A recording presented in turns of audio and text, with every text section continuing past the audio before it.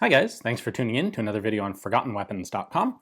I'm Ian McCollum, and today we're going to take a look at the Belgian Army high-power pistol, the GP35, or Grande Puissance 35, which is high power in French.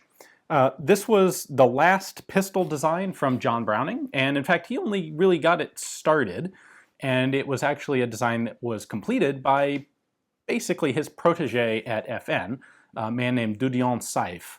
And this pistol went through a fairly lengthy development process through the 1920s and into the 1930s.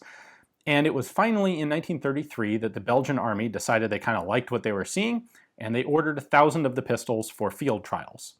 It took a little while to get them actually into production at FN, but over the winter of 1934-35, they were put into production and the guns were delivered to the Belgians in 1935, hence their official designation as the GP35.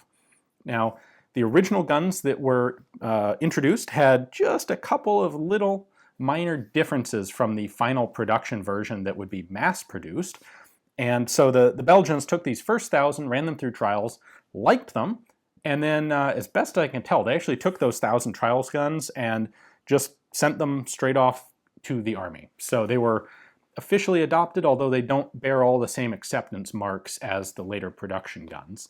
They then started ordering guns, and the Belgian military, or the Belgian government, placed orders and received orders for high-power pistols from 1935 through 1939. Obviously, they stopped in 1939 when World War II broke out. The Germans would show up and occupy Herstal and Liège.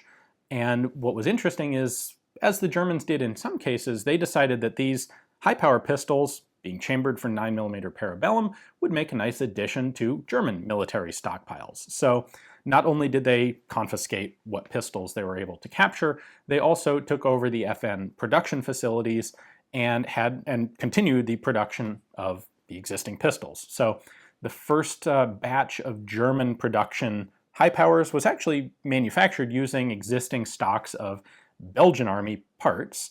The Germans would then go on and simplify production over the course of their occupation, get rid of some of the kind of extraneous features of the guns. But at any rate, that's diverging from the original Belgian army contract guns, which is what we're here to take a look at. So let's take a closer look. This is one of those first 1,000 pistols that was delivered to the Belgian army for trials. And there's one particularly distinctive feature about it, and that is the ejection port. It is a very distinctly oval-shaped ejection port. And that was in fact changed after the trials. They wanted to alter the ejection pattern of the guns, and so FN decided to kind of open up the corners, the bottom corners of the ejection port. And the resulting pattern, which looked like this pistol in the back, is what would be used on all subsequent high-power production. When the Belgians adopted these, they were still interested in having a shoulder stock option on their handguns, and so these pistols were supplied with tangent rear sights that go out to 500 meters. You'll notice that the markings on this rear sight only go about halfway up. The reason for that is that commercially, FN was also offering this pistol with 1,000-meter rear sights, and the only difference here is they left the top markings off of these short sights. So in order to maintain the same machine profile for the sight base, they compressed the 500-meter marks just down at the bottom and left that alone. That would change later. We'll take a look at that in a moment. Unlike many of the other stocks out there for automatic pistols, which would usually serve as holsters as well, the high power was supplied with a very narrow wood flat board stock that had a leather holster attached to it. Or at least this was the typical FN commercial/military option. If you wanted to buy these pistols from FN, this is what they would mostly be happy to sell you. Well, the trials guns used this style of rig, that's what they were supplied with, but the actual general purchase Belgian high powers they had just the wood stock without a holster attached.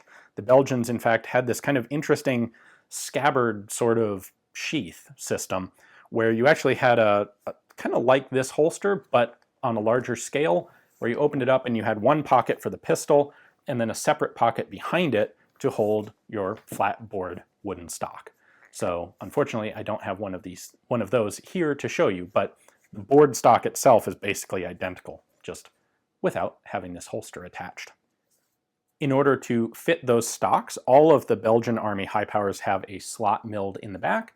Couple things to note here, because people do occasionally try to fake these. The stock slot gets just slightly wider at the top, where apparently what they were doing is they were taking an end mill up here, and then they opened it up in a little bit of a circle at the top. And it's also cut a little bit deeper at the top as well. So just a couple of details to look at if you happen to be inspecting one. The magazines for these original early guns also have a few distinctive features to them.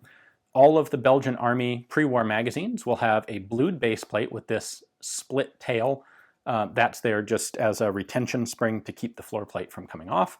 They then have a matte finish, a parkerized or a phosphated magazine body, and an aluminum follower. The magazines for the Belgian Army pistols have a few distinctive features to them as well. And this goes for all of the pre-war Belgian Army magazines. They'll have a blued base plate with this sort of split tail retention spring that prevents the base plate from coming off. They then have a phosphated magazine body and an aluminum follower. And then there will be a little inspector's mark on the base of the magazine, on the back of the body. After the trials were successfully concluded, production really got going, and as I said, the Belgian Army would be buying these guns for about 4 years in various batches, and this is pretty much the typical style. Well, this is the typical style that they would purchase. We have the expanded squared off ejection port here. We have the internal extractor right there. That wouldn't change until after the war. Now this one is serial number 30,000 and change. These guns have 3 matching serial numbers on them. There will be one on the frame, one on the slide, and one on the barrel. And on most of the Belgian ones, the barrel serial number is actually on the inside, so you have to take the gun apart to see it. There will also be a whole mess of proof marks on the barrel as well as on the other side on the slide. This is basically just the whole set of standard Belgian national proof marks. On the other side, we have manufacturer marks for Fabrique Nationale d'Armes de Guerre, Herstal, Belgique, Browning's patent, which this is originally based on. Here are our Belgian national proof marks on the slide, Belgian proof marks on the frame. There is also a little, this is an H in a circle up here on the front end of the slide, and that is an inspector's mark that was added in the factory by a Belgian military inspector, but that was also done before the gun was finished. Then we have these 2 marks right here, which are Belgian military acceptance marks. You'll note if we look at these in the right light, you can see that they kind of look a little bit different, and the metal just around the stamp is kind of bulged upwards. That's because these stamps were put on after the gun was completely finished in the factory. So they're done over the bluing, which means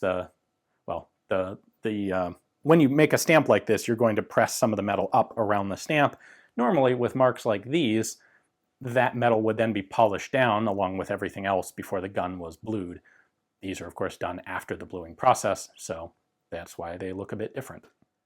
Now this gun, at serial number about 30,000, still has the same style of rear sight as the trials guns. This would change at about 40,000, sometime between 1938 and 39. The FN adopted a slightly different version of rear sight, namely this rear sight right here, where they recut the profile, you can see, of the sight base here, and expanded the markings to use the full length of the rear sight leaf. This would be the standard pattern for the remainder of Belgian production, and the Belgian guns got to a serial number right about 50,000. I think actually it was just shy of 50,000 when the German occupation happened. Guns after that will have Waffenamt markings. There were 3 different Waffenamt codes used for FN over the course of the war. The first one was 613. So a German occupation gun like this one will be marked with WAA 613 markings. You'll notice it does not have any Belgian national proofs, nor does it have any Belgian Army acceptance marks. When the Germans took over, this would have been a gun that was in the parts bins, having not been completed or assembled yet, and so they did that under their own direction.